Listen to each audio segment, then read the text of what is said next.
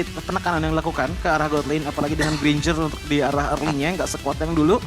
Cuman kalau misalkan Hilda-nya ditaruh di XP, karena menurutku ini masih bisa deflexin banget antara Hylos dan juga Hilda. Biasanya sih Hilda pasti akan di XP sih, apapun yang terjadi. Karena ada Jeff juga soalnya. Ya, dan juga itu membuat dari Hilda bakal lebih cepat level 4, bisa lebih cepat untuk rotasi juga. Dan Cici, ini adalah musuh besar untuk para hero-hero tanky.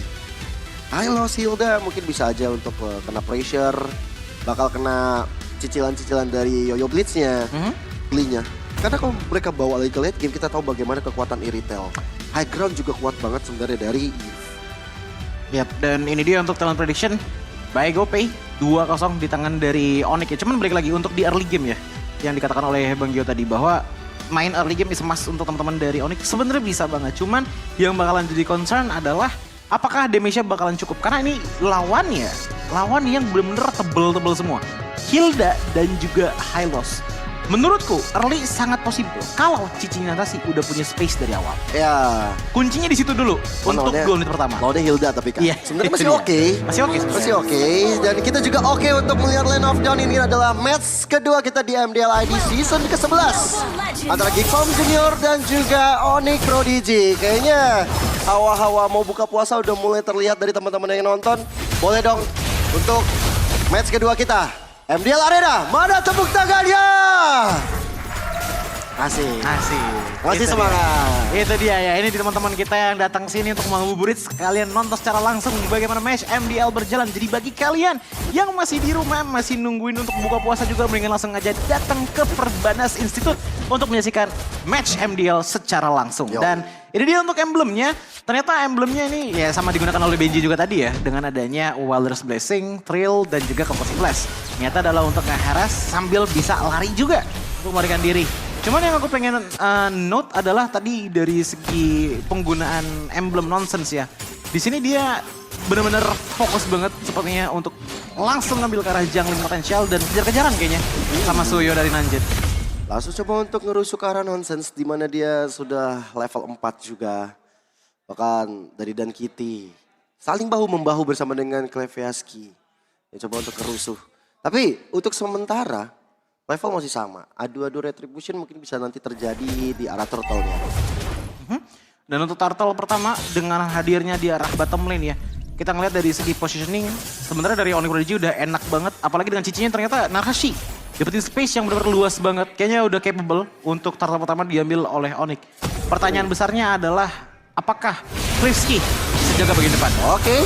Dengan ada Enoki di garis terdepan, masih ada di Fertilize untuk menyelamatkan hidupnya. Tapi Narasi ketika di arah belakang dan tidak bisa selamat di tangan nonsense. Narasi menghilang untuk frontline Melter. Sudah menghilang juga, ngebuat turtle pertama cukup efisien jika diambil oleh teman-teman dari Geek Fam Junior.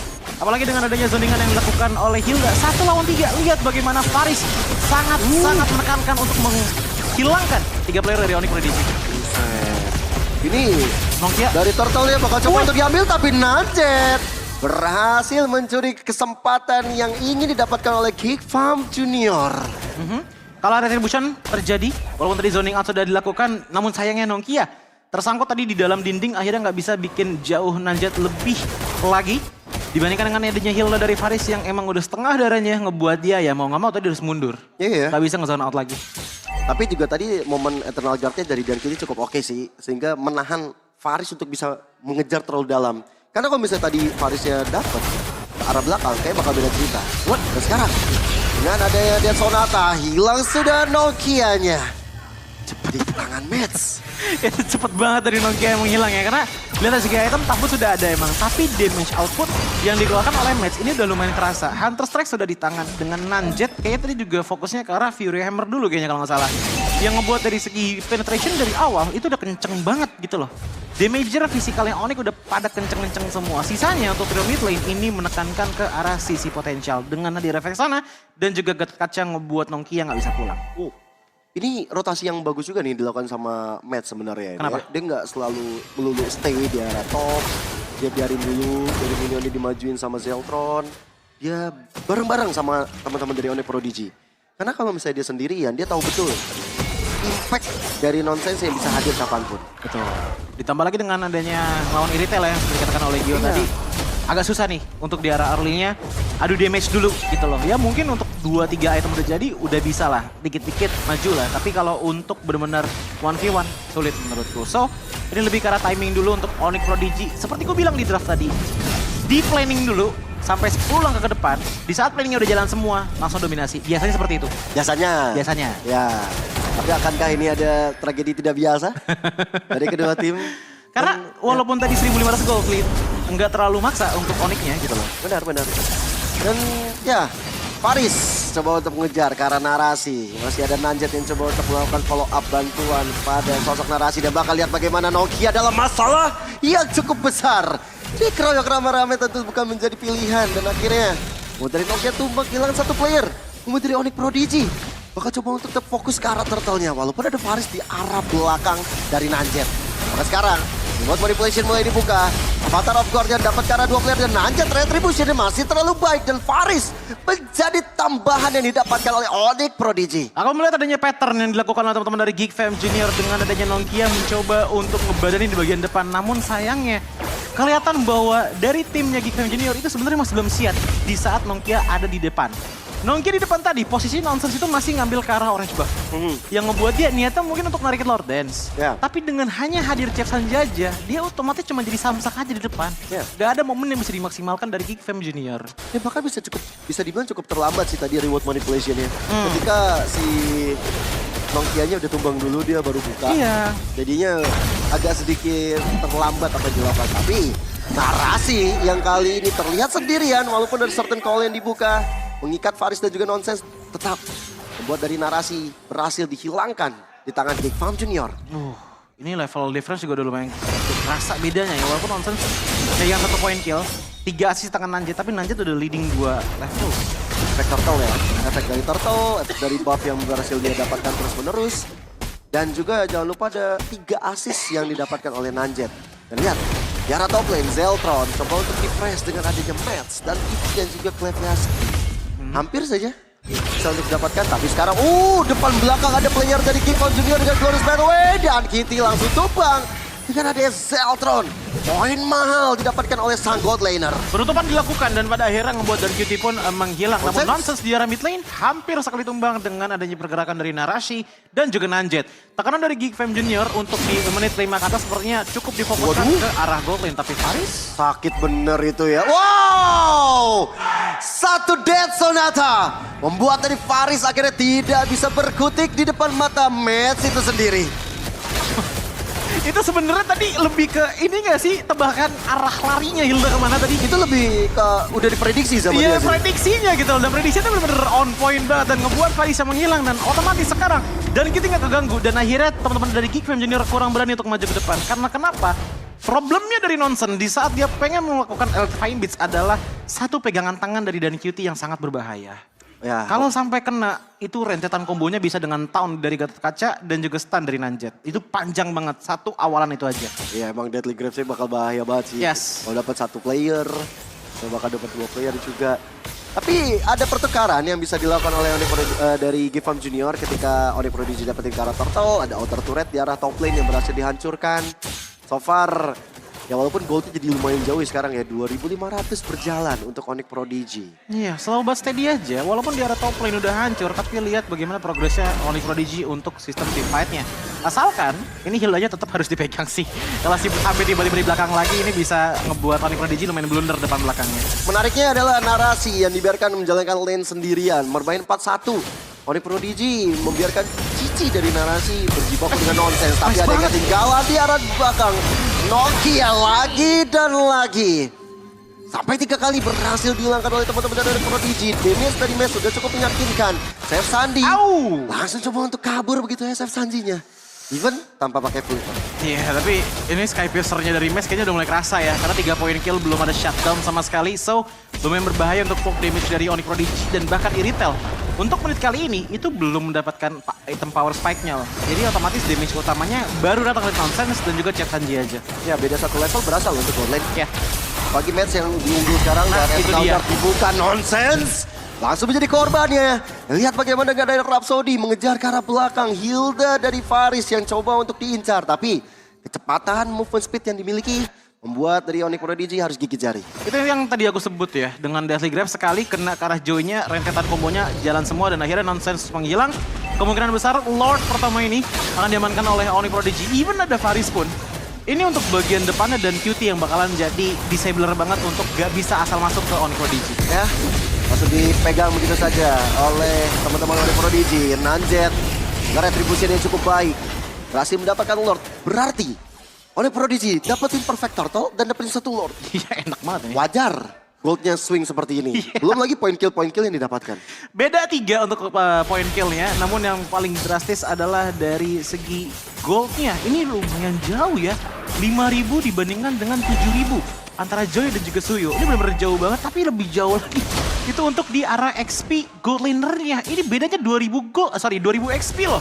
Yang ngebuat match sepertinya akan menyusul ke arah 2 level difference, ditambah dengan item yang lebih matang. Apalagi adanya Malefic Roar dan juga Hunter Strike. Ada Joris by the way, tapi Faris lah yang menjadi korban pertempuran barusan.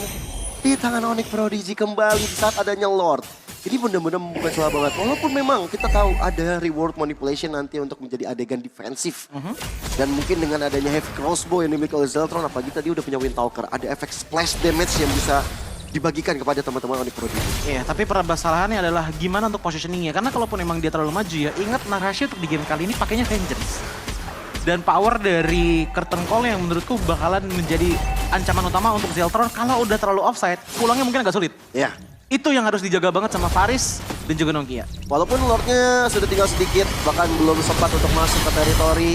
Tapi tetap dengan sekian minion membuat dari pasif dari turret tersebut hancur seketika. Buat dari Onyx Prodigy semakin unggul lagi. Ya mereka udah ngancurin semua inner turret. Target mereka adalah menantikan Lord berikutnya. Tapi untuk Gifam Junior, yang harus dilakukan adalah kasih space farming ke Zeltron sih.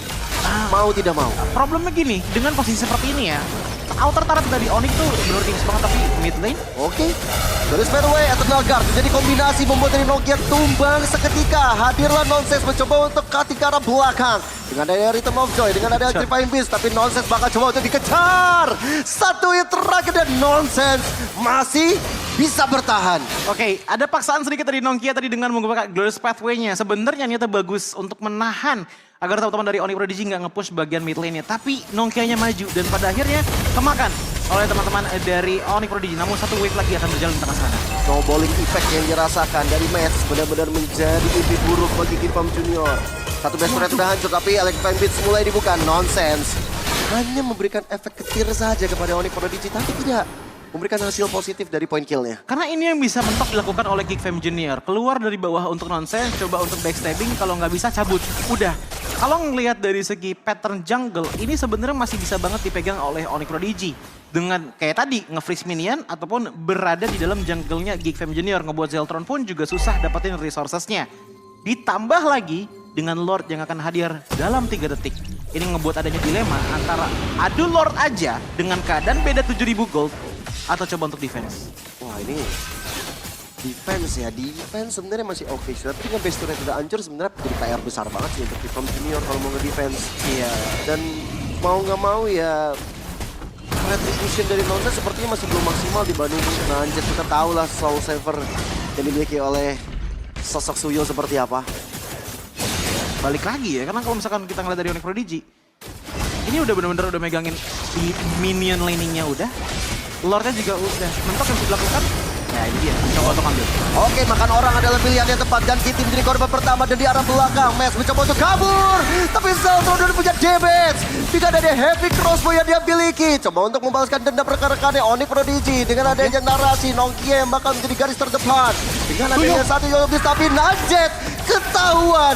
Nanjet gak bisa pulang dan akhirnya Lord yang didapatkan oleh Onyx Prodigy tidak berarti apa-apa. Tapi ini jadi kayak main controller nggak sih dari Geek Fam Junior?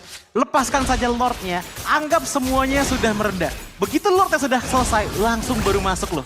Dengan conceal dan memberikan surprise attack juga kepada teman-teman dari Onyx Prodigy. Dan itu yang ngebuat Onyx Prodigy akhirnya melepaskan fokusnya tadi. Begitu Lordnya selesai, mereka mau pulang, ternyata ditutup jalannya dengan Glorious Pathway. Mahalnya adalah ketika dan Kitty duluan yang tumbang sih. Iya. Sisi power dari Onyx Prodigy langsung hilang seketika. Dan match menyusul juga. Dan point shutdown jangan lupa yang didapatkan oleh Zeltron.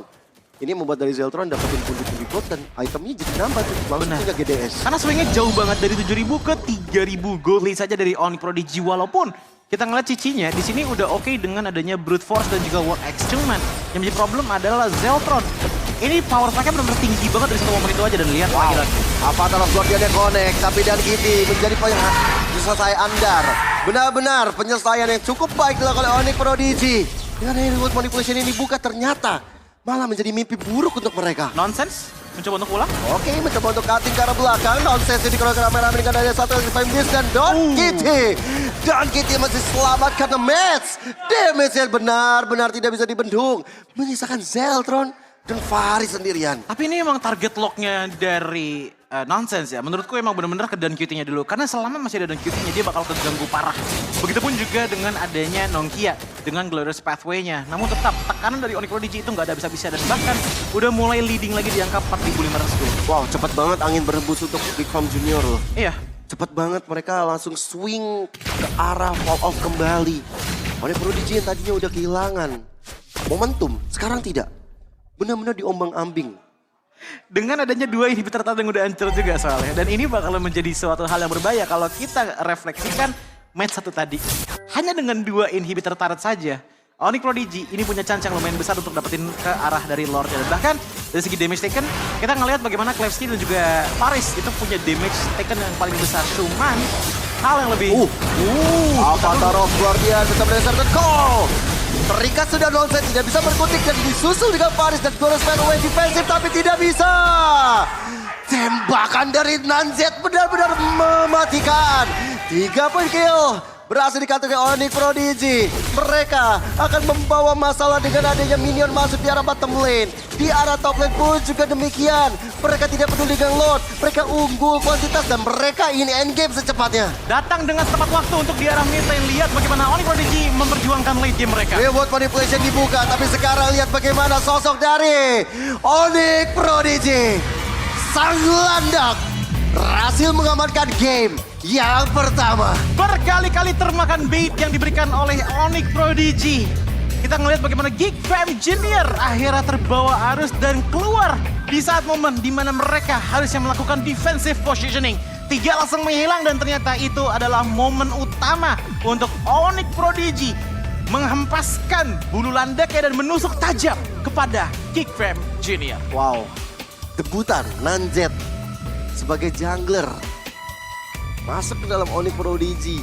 Ternyata dia bisa menunjukkan kualitasnya di game yang pertama. Bagaimana Nanzet pede dengan retributionnya, pede dengan power yang dimiliki dari Suyonya. Dia pede banget dengan adu retribution dengan pemain yang cukup berpengalaman seperti Nonsense. Iya, karena kalau misalkan kita ngelihat ya tadi ya, itu momen indahnya adalah dia masih dapetin turtle di saat dia dizonin sama Hilda. Itu dia. Turtle pertama loh itu. Iya. Dan gimana ya, dari segi rotasi juga oke banget dan ganging solid dan penuh objektif. Sang Raja Langit mendominasi di game yang pertama. Ini menurutku ya, keseluruhan dari